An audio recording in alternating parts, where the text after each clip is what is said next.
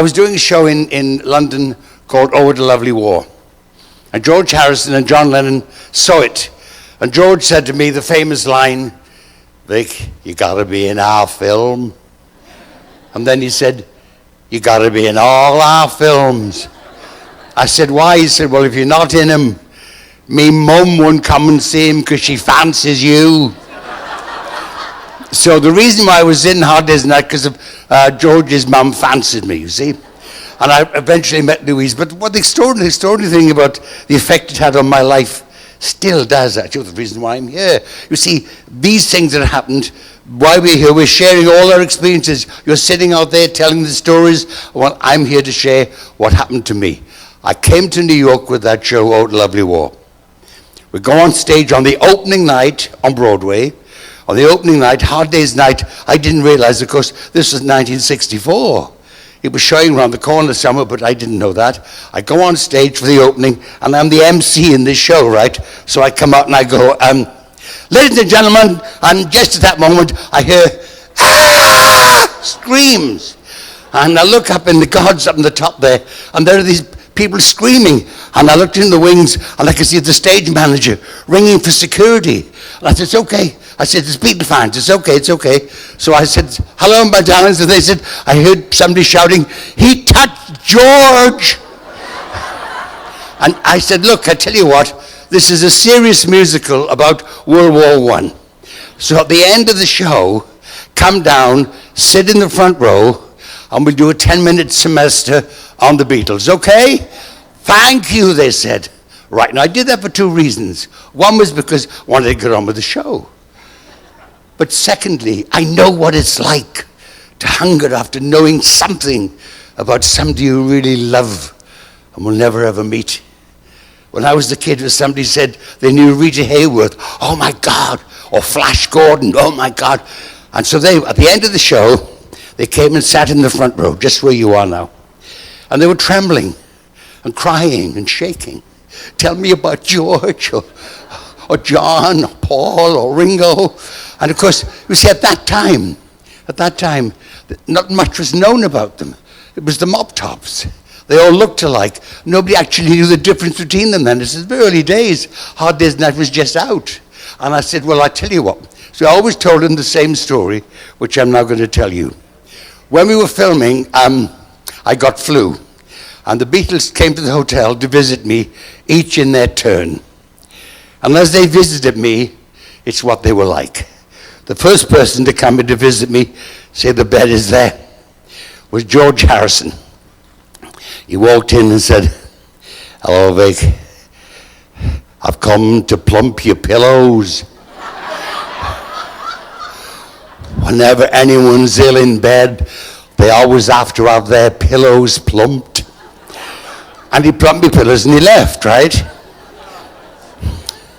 Ringo walked in, sat down by the side of the bed, picked up the hotel menu, looked at me, looked at the menu and said, "Once upon a time there were 3 bears, Mummy Bear, Daddy Bear, and Baby Bear," and he left, right?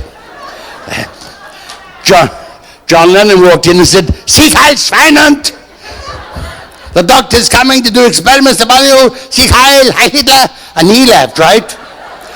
Paul McCartney opened the door and said, "Is it catching?" I said, "Yes." He closed the door, never saw him again.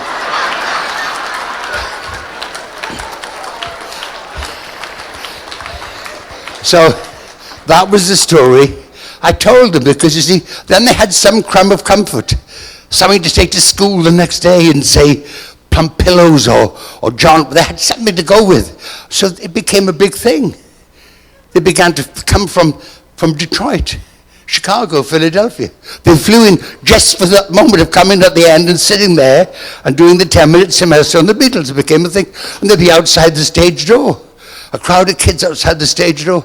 And I'd come out and they'd say, "Mr. Spinetti, Mr. Spinetti, what did George Harrison say?" And I'd say, "Plump the pillows." "Oh my God! Isn't that cute?" What does it mean? It was wonderful. They were wonderful. And then one day, Warren Beatty came to see the show. And he's sitting in the dressing room and he says, Victor, so there's a crowd of teenage girls at the stage door there. Is there any other way out of this building? Because if I go through that door, they'll just tear me apart. But I didn't like to say they were Beatle fans. I said, oh, so they won't hurt you, come on. So out we went, we got to open the door, and all these girls went, Victor! And they parted, leaving space for Warren Beatty to walk totally ignored.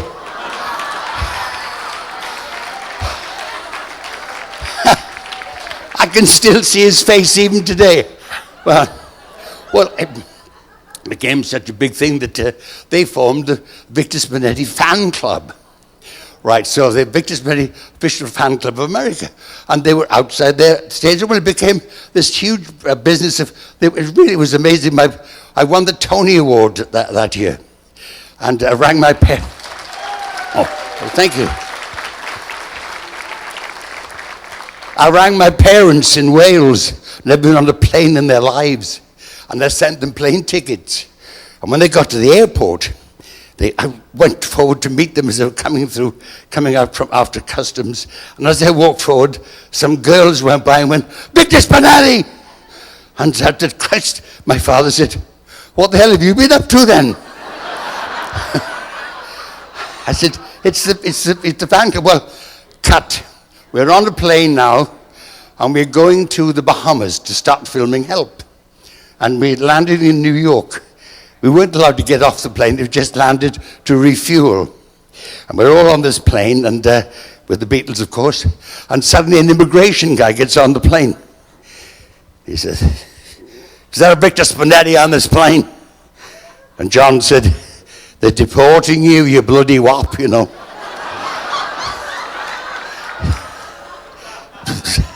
Ellis Island awaits. So I said, yes, that's me. And he said, would you come to the door of the plane, please, and wave? Your fan club is at the airport. The Beatles said, is fan club? And we stood at the door of the plane, waving with the lads. And they're shouting, Victor! And I get jelly babies and teddy bears and get back on the plane. And John said, hey, Vic, we're really impressed with your fan club, you know. Do you think we could join? I said, well, I don't know. I said, I'll ask the girl who started it, and they joined. And not many people know this, and it's not in any record book anywhere, but Brian Epstein and the Beatles were card-carrying members of the official Victor Spinetti Fan Club of America.